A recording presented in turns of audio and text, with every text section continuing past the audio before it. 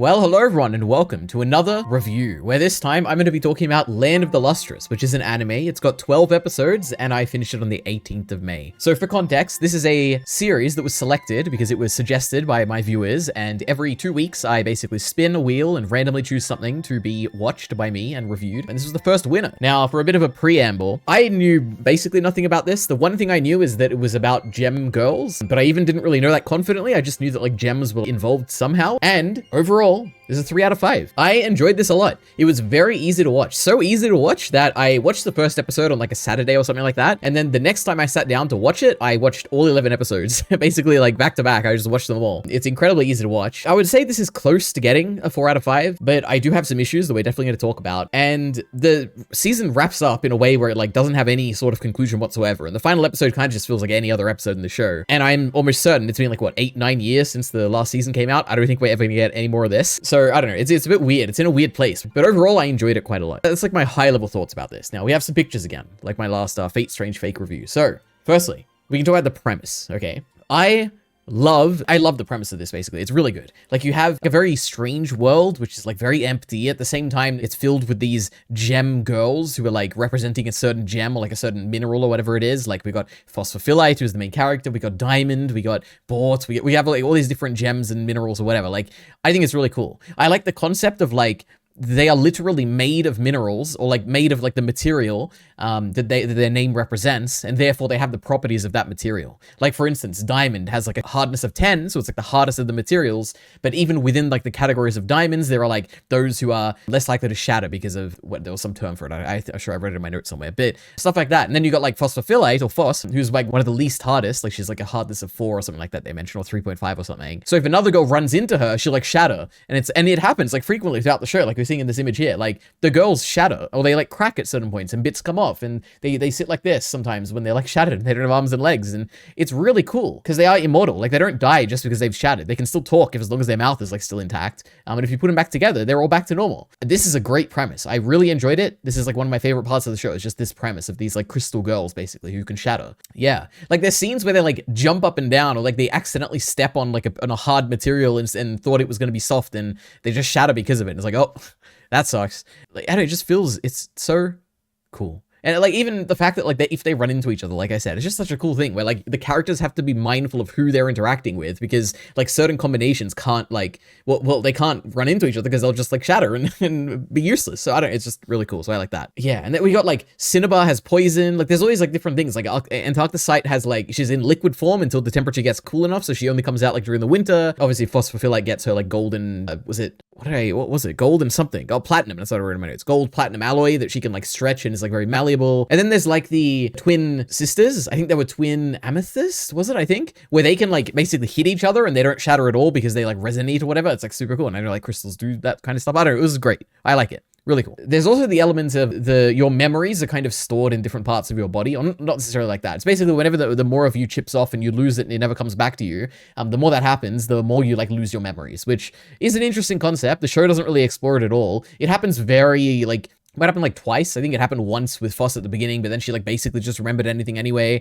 Like, she lost a little bit of her like childhood education, but she like learned it back anyway. And toward the end of the show, she like has a little bit of a, like, one of the coolest moments I thought it was going to be is that she basically completely forgot about Cinnabar, who's like her love interest, I guess, in a way. And that would have been really cool because it's like, that's the whole purpose of her mission so far, or like her whole story so far, is to like, you know, make Cinnabar happy. We'll find her a purpose, a job that she can do. But then the show didn't really commit to that. And it's like, she like kind of forgot, but at the same time she didn't. And she like, by the end of the show, she's like reaffirmed. And it's like, oh, so I don't know. I feel like the show kind of didn't really explore the whole memory element, but regardless, the premise, it's great. I also, just kind of tying into the premise too, I also really like the general story loop as well, where it's like, there's like crystal girls, they're out patrolling. The Lunarians, who are the main enemy, they like attack. We inevitably beat them. They have been beaten every single time in this season. And then we have some downtime, and then it loops again, where the girls are patrolling, the Lunarians attack again, and then we beat them, and so on and so forth. I like this general story loop. It is, we're going to talk about it in the miscellaneous notes, it is very Evangelion in a way, but I like it. It's good. I wouldn't really compare these two shows. They're not very similar at all, but this basic loop of like having these things come down and beating them back, and you know, they evolve over time and stuff. It's interesting. I like this. The premise of this story, wonderful. Love it. 5 out of 5 premise, maybe? I don't know. I really like it. It's really good. Now, the next thing we need to talk about is the story. So, and we're going to start off with the negative, okay? I have a lot of positive things to say, but I want to start off with the negative so we can just have the rest of this be basically positive stuff, okay? the main negative thing about this story so far, at least like what I've seen, in this anime, is that the general feel of the first, I don't know, like 3 to 4 episodes of this show is very like janky is probably the best word to put it. And it's like a combination of a few different things. Like the first is that the first 2 episodes kind of basically follow Phosphophilite or Phos. I don't know why I like calling her Phosphophilite. It's such a cool name, but they call her Phos in the show. Anyway, we follow Phosphophilite for 2 episodes basically at the beginning. And she's basically going around and like having character interactions in like a very slice of lifey kind of way. Like she meets Cinnabar, she has like all these conversations with all these random gem girls. And I don't know, like to me, it feels a bit janky is probably the best word to do it. Cause it's like, I don't know, none of the interactions are particularly meaningful outside of the Cinnabar one. Like none of it really stuck with me. Like I can't really remember any where I'm like, oh, that was like a good moment, or like, oh, that was a cute like slice of like nothing really stood out for those first 2 episodes where I'm like, it feels like they're trying to do a slice of life thing, but it doesn't really land. I don't know. There's also the element of like the Cinnabar Phosphophilite relationship is established in the first episode, like at the end basically, where it very much seems to be like, I was kind of surprised. I'm like, oh, is this going to be like a romance thing? I wasn't expecting this. Now, clearly there isn't much romance element in this, except for the fact that like it's one girl who is like in love with someone else, right? Well, not in love, but like she basically, her whole mission in Foss's life is to kind of make Cinnabar happier, right? Which is, if that's not love, then what is, right? But like this happens in the first episode, but it feels like it happens so quickly, where it's like they have very minimal interactions, and by the end of the episode, like Foss has basically dedicated her entire life to be about Cinnabar, and I'm like, this feels a bit janky, as the word again. But yeah. Now, one thing to say though, is that now I've seen the entire show, I think I would probably get a lot more out of these early episodes, because now I've seen all these characters, like I know, not all of them, like I don't remember, there's a bunch of forgettable characters in the show that I barely remember, but all the like memorable named characters, like it would be good to see them at the beginning, like before all the crazy stuff, like that'd be fun. So I don't know, maybe it's a thing where it's like the first time through it feels a bit janky, because it's like you don't really know these girls, and it doesn't really do a good job of building them up yet until like way later in the show. So I don't know. It's a bit of a weird feeling, but at the same time, it's like, I don't know, maybe on a rewatch it'd be much better, but yeah. Now, also related to this like weird, like janky kind of feeling is there's a weird storyline near the beginning of the show. And I think it's particularly in episode 3, which is the episode where Foss turns into a snail. Or at least that's the way they convey it in the story, okay? So they make it clear that like a giant snail falls down, it starts attacking them, it absorbs Foss, and then Diamond, I think it's Diamond, realizes, oh my god, this like little dried up snail that shriveled when it went into the salt water, this is actually Foss. Oh my god, our friend Phosphophilite. And everything in the story is like making you believe that this is the case. Like this is obviously Phosphophilite. Like the snail basically reacts to everyone as though it is Phosphophilite. Like it like makes expressions, it like freaks out when people say like, oh, I'd prefer if Foss stayed like this forever. It like, I don't know, it very clearly is meant to be Phosphophilite. There is no doubt in our mind when we are watching that this is obviously Phosphophilite turned into a snail. Okay? Like Diamond tells everyone that, everyone believes it, we believe it as the audience because it looks like that, but then it turns out the snail isn't Foss. I just don't know what's happening here. Like we find out like at the end of the episode that it's not actually Foss, it's just like another creature that is like psychically linked to Foss somehow or something, or can like communicate with Foss or something, and it feels so weird to me that I was so baffled that I went to the Reddit discussion thread for this episode, because I was like, oh, I wonder if like other people are confused about this, and I went and read it and no one mentioned it. Like there was one person who said, oh, I guess Foss wasn't the snail or something, and no one was explaining how that's possibly the case. Now, it is very possible that there is something really obvious that I've missed that makes this clear, but it was weird. Like, I don't know. If anyone is a big fan out there of Land of the Lustrous, please explain this to me, because this was like one of the earliest things where I'm like, this is a bit of a janky show here. Why did this happen? So I don't know. That's one thing. There's also the element, we're just talking about negatives here, but don't worry, there's gonna be a lot of positives, okay? We're just starting out with the negatives. There's also the element of like the most obvious thing in the world, which is that initially you see the snail's shell and it has green like gems that have grown in it after it absorbed phosphophilite. And like, obviously this is going to be part of Foss's body, right? Like her body is green. These things are green, that when a part of the body splits up, you have to bring it back together to make the body. Like the first thing anyone would think when watching this show and seeing the thing in the snail shell is that, oh my god, that's like part of Foss's body. We need to get it like right now and like use it to fix it. But it takes the characters like the entire episode to even consider that as a possibility.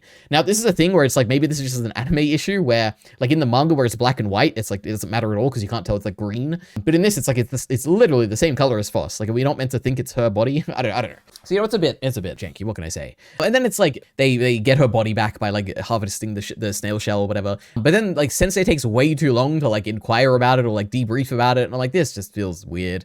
So there's just a whole janky element with that whole snail storyline. Then there's also there's like moments where the characters just speak to themselves out loud, which is like a very like, I don't know, it's a cliche kind of bad, like I never enjoy it when a character does this. I at least maybe there's some exceptions, but in the show, whenever a character's sitting down and it could have been an internal monologue, but instead like the character's literally saying their thoughts out loud, I didn't like it. I don't know, it was weird. So yeah, but that's all the negative, I think. I don't know if I'll have any more negative stuff, but I have contained it into this section, hopefully. But now we have the good stuff. Oh, this is her as a snail. I need to be better with like clicking these images, but look at this. Snail Foss, who apparently is not Snail Foss, because Snail Foss was actually Foss inside the shell of the snail or something. I don't know. Anyway, now let's talk about the episodes with Antarcticite, which were the best in this whole show. Oh my goodness. Before this, I was like, this is like an okay show. Maybe I'll give it a 2 out of 5 or something. There's a lot of jankiness, you know? But then the episodes with Antarcticite happened. I'm like, this is great. I love it. I love the snowy vibes. You know, if you're a One Piece fan, I've been watching snow episodes there, and it turns out I love snowy vibes because I also loved it here. I love just Foss and Antarcticite as a duo are just really fun. I like him. Like one is like, what can I say? Like Antarcticite, Foss, we know her. We know Foss, okay? She's like kind of clumsy and she's also like very fragile, but you know, she has a good heart and she tries her best sometimes. And you know, we know Foss. Antarcticite is an interesting character where she initially seems very cold or very detached, like Bort, kind of, where it's like, oh, she's gonna like hate Foss or whatever, like be annoyed by her. But she's not. She's like very kind. She like cares about Foss. She tries her best to like help Foss out with her troubles and stuff. We like Antarcticite. She's definitely one of my favorites. But yeah, these episodes are great. Like I said, the duo is great. The setting's great. I love the emptiness of like the setting because all the girls are asleep except for these two and Master, or Sensei, I guess is what they call him.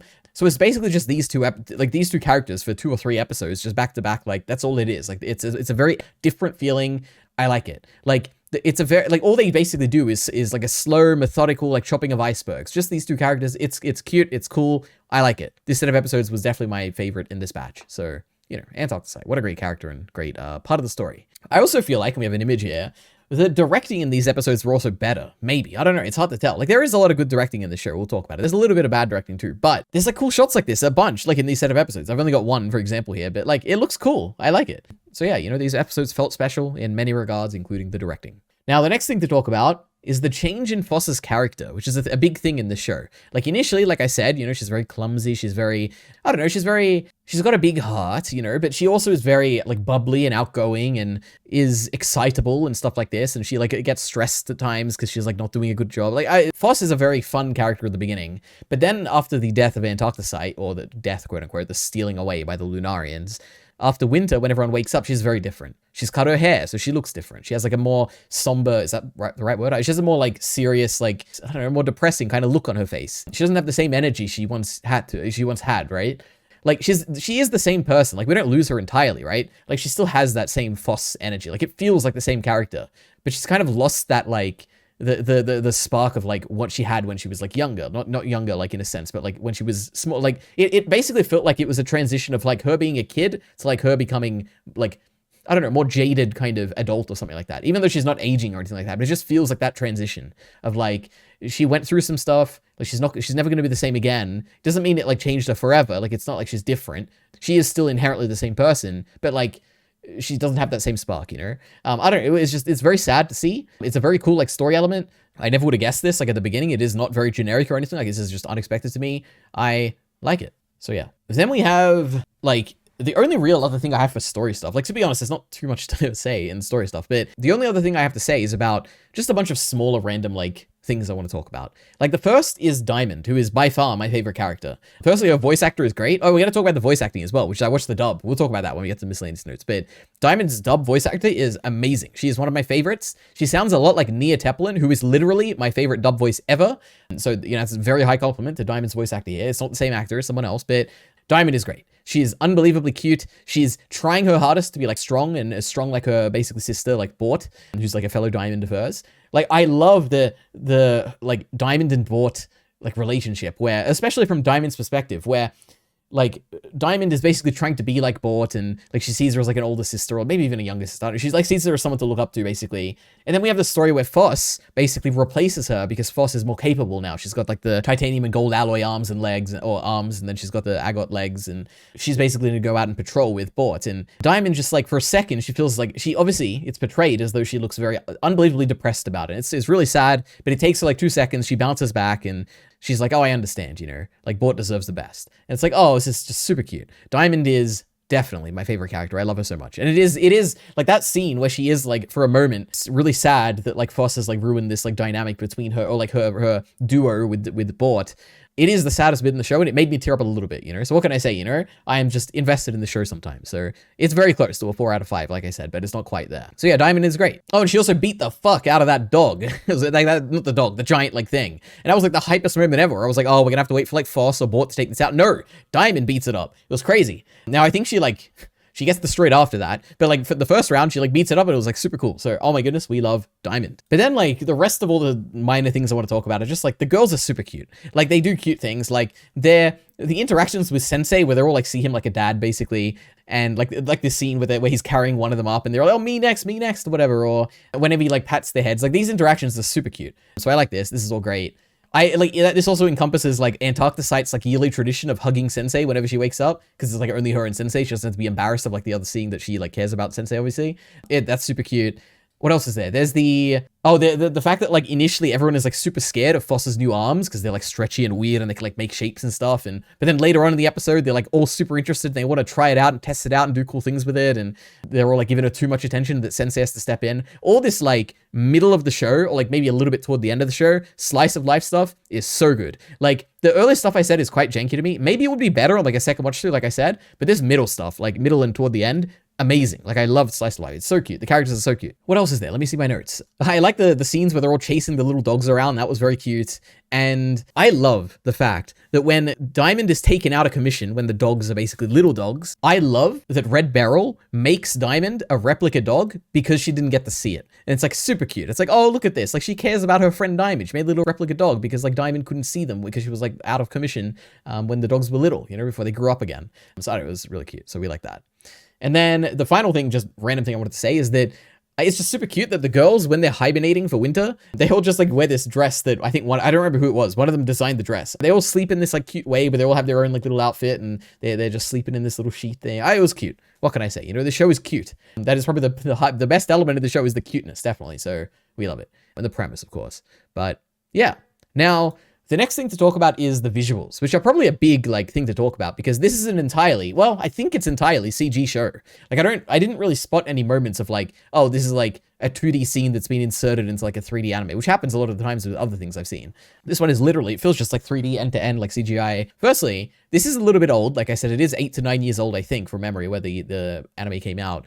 But generally, it looks pretty good, is what I'd say. The first scene, which is the one you see here, like this is one of the first shots in the show, looked great. And then when I saw it, I was like, man, this is actually really, really good for like CG looking like anime. They've done a really good job at it. Now, the rest of the show isn't quite as good. Like there are moments like this, right? There's a lot of moments of like standout, like individual frames that look really good like this, or like even just entire scenes that look really good. The rest of the show isn't quite this amazing, but it is still really good. Like I like the way it looks. Like generally the art and the animation, it all just like looks pretty good. Like look, another cool shot. Look at this. Like it's detailed. It looks good. Yeah, it generally looks really good. Then the crystal like hair as well, it looks really cool too. Like when you've got Foss and like just all the girls, like they all just have really cool hair. Like the way that Diamond's hair kind of like looks and like the like transparency of it and the way that like light passes through it, like all of that, it just looks really good. They've done a really good job of making these like, I guess CG like crystal assets, I guess. They look really good. The Lunarians are also portrayed in really cool ways as well, like both directing and just like, I don't know, like composition, like stuff like this. Like there's shots like this with the Lunarians that always look really good. And there's a few fantastically animated and just directed action sequences. And I have a few. Here's one of them where it's like the giant dog, like Lunarian is like attacking them. Like it's really dynamic scene. It's got fast movement. It feels like there's a lot of weight to the CG creature. Like all of this, it just looks really good. And then there's like one of the early scenes, which is Diamond here running up to the snail to try and like rescue Foss. Like it's a genuinely good action moment that, yeah, it's just really good. So there are a few scenes like this where it's like, man, now it's really stood out. It's like looking good. So yeah, generally it looks pretty great. Now there is an issue, which is that sometimes there is, I don't know, like the majority of the show looks pretty good. Some shots look amazing, like especially the ones I showed and some of the like examples I've shown. But then you get a lot of shots like this in like the majority of the show. There's nothing wrong with this shot, right? It looks fine. Like the colors are like, they're okay. Like I feel like the composition is like really weak in this, I guess. The directing is not too interesting. Like, I don't know. It's just like, there's a lot of, I guess the best way to put it is like, there are moments of emphasis in the show that look particularly good. The majority of the show looks pretty good, but like, there are still a lot of moments that are kind of bland, where it's like, oh, I feel like this is just, It just happens to be like this because that's the way, like, there wasn't too much, I don't know how to say it beyond, like, there are a lot of bland moments in the show too, and it's a shame. But for the most part, it looks really good. But yeah. And it's like moments like this also, like when there's poorly composed shots like this and the characters are kind of standing awkwardly and positioned awkwardly and there's like weird empty space behind them that makes it look awkward, like it makes the world kind of feel empty, which is I have a mixed feeling on. On one hand, I really like the empty kind of feeling nature of this world where it's like there aren't really many crystal girls. There are a lot of them, but there's not that many, right? It doesn't fill a world or anything like that. So a lot of this, like, this school place is quite empty. The world outside is incredibly barren and empty. And I kind of like that. Like, I like the vibe it creates through, like, the composition sometimes for that. But at the same time, I don't know, it feels a bit like, lifeless in a way, where it's like, oh, these, and I think it's all a product of the composition. I don't know how to quite to say it, but just look at the shot like this, and maybe you like it, maybe you see this and think, man, this looks really good. I don't know. When I see it, I'm like, it's not the best, you know? So what can I say?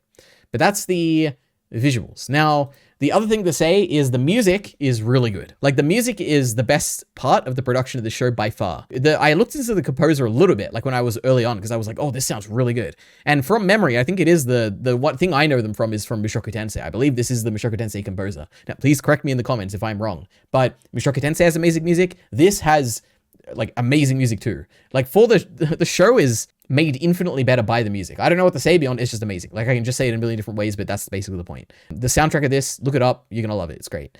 I don't think I have a particular note on this, so I'll mention it now. This is a clip from the opening. I like the opening. It's really good. Like, it's very slow. Like, it's basically just her, like, coming up, and there's other shots as well, but, like, it's good. Cool opening. But that's what I really have to say about that. Music, great. But now I just have miscellaneous notes, you know? I feel like I've barely said anything about the show. There's, like, so much to say about it, but yeah, miscellaneous stuff.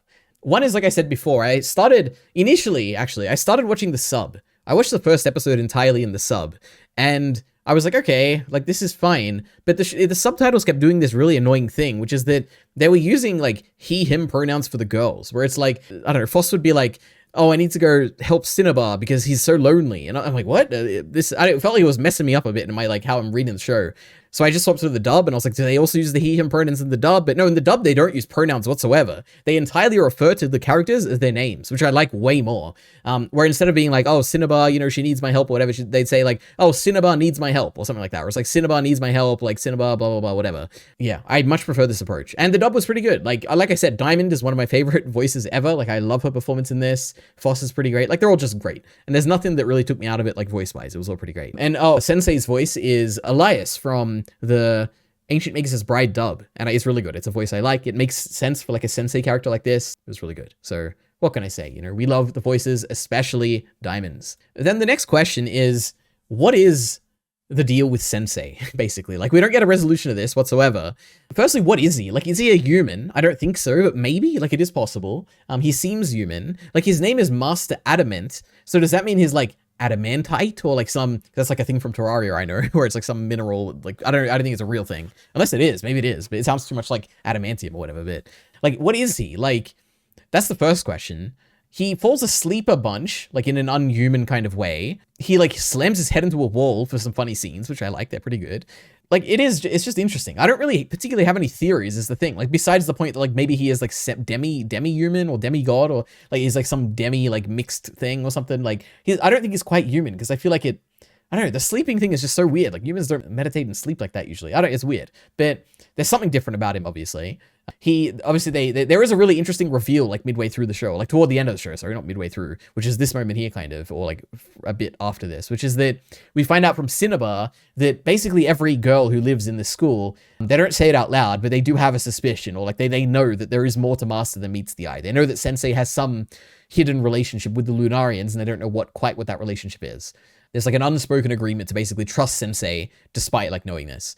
And this was really interesting. Firstly, I thought it was going to be something way cooler, which it wasn't, but I thought it was going to be that like, this is literally a thing that every single person knows and is like very outright with. But the fact that like Phosphophilite has lost her memories, like she didn't even realize that this was a thing that was so obvious. And she's like trying to figure out what the answer to this mystery is. But the whole time it's like already been out there and she knew it in the past, but she's just forgotten.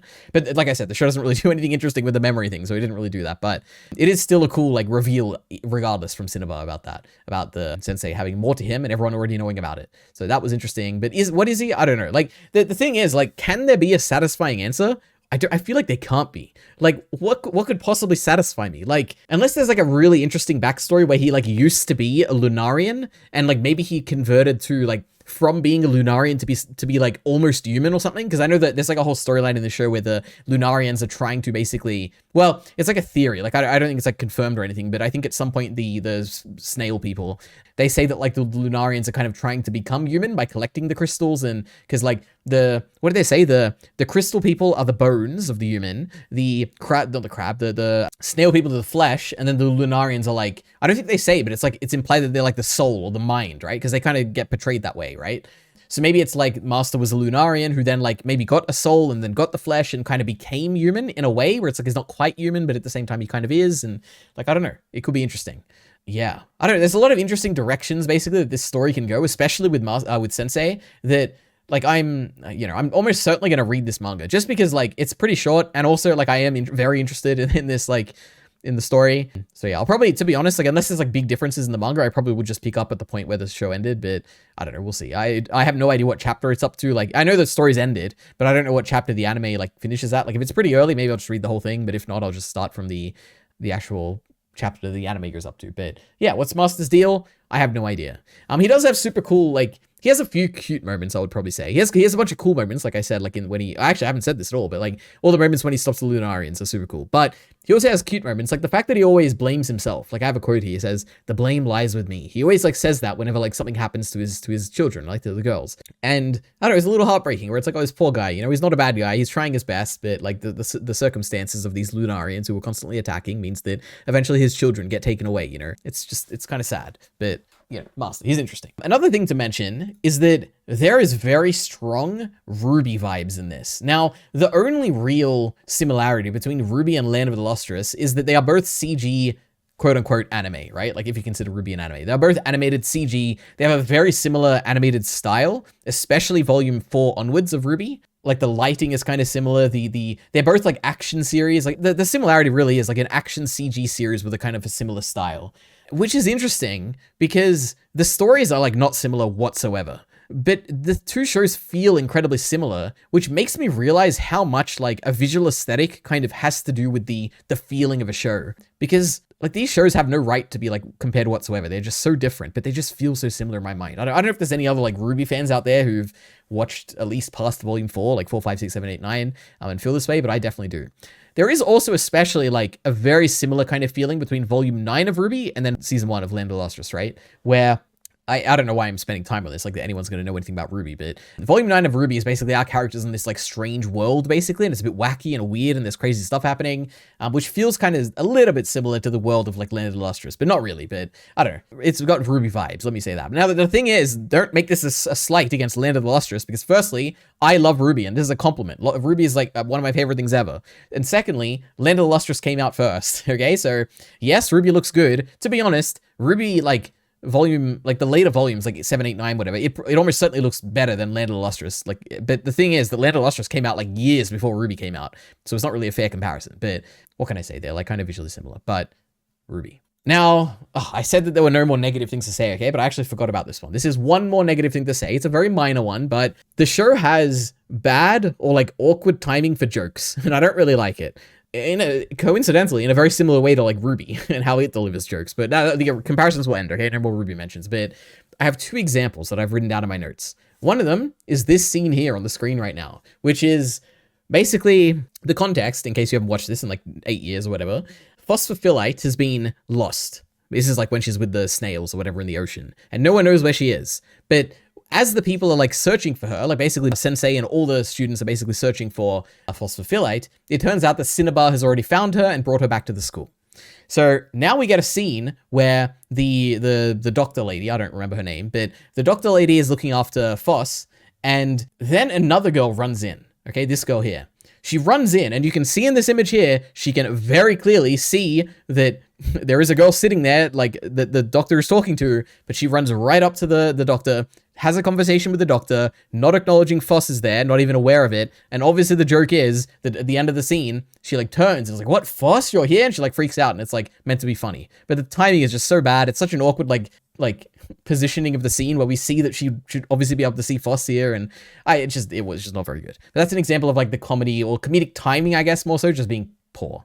Another example, which I don't have a screenshot for, is in episode 7, but it's this moment where Alexandrite goes to the Amethyst twins, and she asks them what happened basically after they were captured by the Lunarian who had this like sapphire, was it sapphire? Whatever it was, like some blue, what color? It was blue. That's sapphire, isn't it blue? I don't know, whatever. Sapphire like thing by the Lunarians. And she wanted details or whatever. And then they say, oh, we should ask Foss because Foss is like sitting right in front of them.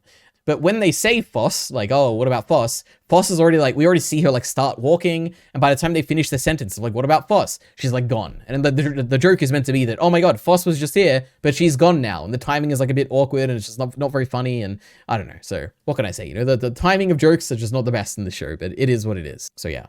Now I have a few other minor things, which is there are some elements to Foss, or like, yeah, I guess Foss specifically, which are touched on in the show, but like are not really concluded or like explored too much. Now it is possible maybe they are explored more than I'm going to give credit to it because I haven't thought too much about it, but, or maybe like if I had a more cohesive like view of the entire story, maybe it would have been set up like much better here that I'm not understanding at this point. But there's two things. One is the whole identity element. Obviously, like, Foss is having parts of herself replaced, right? Like, first she loses her legs, and it becomes, like, a combination of, like, agot and whatever, phosphophyllite. And then her arms get replaced by this, like, gold titanium alloy. And she obviously loses memories and associations because of this. And she is literally being replaced by something that isn't Foss. You know, her name is phosphophyllite. She is made of phosphophyllite. She's being replaced by bits that are not phosphophyllite, right? I'm just not sure if they're, well, like, what this is going for. Like, there is the whole elements, like I went on the rant before about like how phosphophyllite, she changes throughout the show, but she feels like a cohesive person at the same time. I wonder if that's going to kind of be the point. I don't know. Or maybe it'll be like I don't know if it's going to be a positive thing or a negative thing that she's changing, basically. I can't tell. And I don't really know where it's going to take this idea of like identity. Yeah. Like it is interesting because like the real change that happens in Foss over the winter, going from the bubbly, joyful, clumsy, weak kind of Foss to the like stoic, strong, capable, still a little bit bubbly, you know, kind of like that, the difference there, it has nothing to do with her losing parts, right? It entirely has to do with her losing Antarcticite, where the prescription there, or like the statement there, like the moral, or like, not the moral, like the thematic statement there would be that it doesn't matter what you're made of. What really defines you are the people around you and like the connections you have with them. I don't know. Maybe I'm reading too much into this, or maybe this is like a thing that'll be touched later in the manga, but there is no real conclusion here in this anime that at least I can piece together. So I don't know. The first thing is identity, but I'm interested to see where it goes. I'll almost certainly read the manga and we'll find out. The second thing is like the whole bad omen or like guilt kind of element to it, where she's constantly in the center of trouble. You know, people almost get kidnapped because of her like a million times. Obviously, Antarcticite dies because of her. I don't know. It's like either bad omen or like guilt, these like tied in concepts. I don't have any grander kind of like connection like I tried to make with the identity thing. It just is an element of like Foss's character, like maybe the guilt of like feeling responsible for being a bad omen or something like that.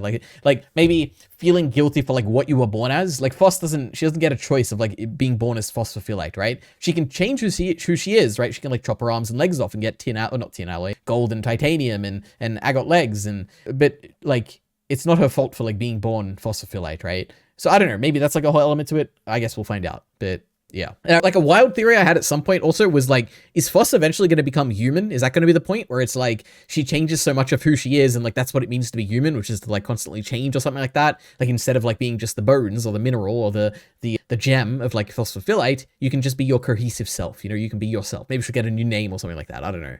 It's just crazy theories I've had. Who knows? But we'll see if this pans out or not. Probably not, I'm guessing. But yeah. Now I have in my miscellaneous notes the thing I was saying with Evangelion, which is like, if you've seen Evangelion is if you haven't seen it, I guess, Evangelion is a show where there's like humans on Earth, and then every now and then an angel comes down and attacks them. And it's like a giant monster, basically. And as the show goes on, like the angels kind of change and adapt, and there's like different changes to how they like interact and what they can do and how intelligent they are. There's like stuff like that. It adapts over time. And that's the general loop of the story of Evangelion. The general loop of this story is very similar, obviously, like I've said.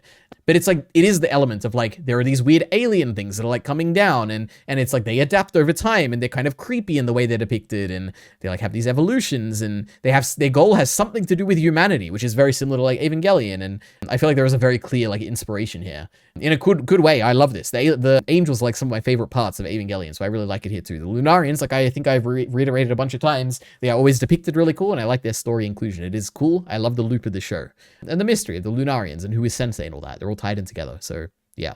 Another miscellaneous note is that the music is great, but there is like 1 or 2 songs that sound very much like the tone of Legend of Korra, which also has one of my favorite soundtracks of all time. So it's a very high praise for the show, but we love it. Oh, then we have this scene where Phosphophyllite, like all the girls are so excited about Foss's arms. And then at one point, like Diamond, you can see her there's a cute little Diamond. She grabs Foss's arm and like runs and stretches with it and just like goes off who knows how long. And it's just so cute and funny. So we love Diamond, but cute scenes like this are like the heart of the show and I like it so much. But yeah. And I think to be honest, that's it. Like, I will probably read the manga. I am interested enough in the mystery. I like these characters mostly. It's short. I can probably get it done pretty quickly. So yeah. The one thing I'm a little bit worried about is that the way I'm able to distinguish some of these characters is through their color. So I'm curious in the manga, which is going to be black and white, like, am I going to be able to tell which character is which? Like, are they really drawn distinctly enough? Yeah, I don't know. I guess we'll find out. But that was Land of the Lustrous. I had a lot to say about it. I had a lot of thoughts about it. I enjoyed it. I look forward to watching this again one day because I do feel like this is a show where now that you know the characters, going back and seeing those early interactions might be a bit better. And who knows? I wish there were like more reaction series to this. I did try to look it up if any of the major like big reaction channels have a reaction series, but I don't think they did. So yeah, and maybe one day we'll get a season 2, but I would not hold my breath for it. But that's it. Land of the Lustrous. Thanks for watching. Oh, I guess also, if you're here at this point, you're probably really committed. If you go to eliteari.com/poll, I'll probably put in the description, you can suggest the next show for me to watch. Every 2 weeks, I spin the wheel, or I basically choose a random thing from the suggestions, kind of. I take the top 10 or so. It's like rules to it, whatever, who cares? If you suggest something and go vote for stuff on the poll, you might be the next thing that I react to, okay? I want to keep it short, like 12 episodes is ideal. 24 episodes or less is the requirement. But yeah, that's it. Thanks for watching. Subscribe right now, and see you next time.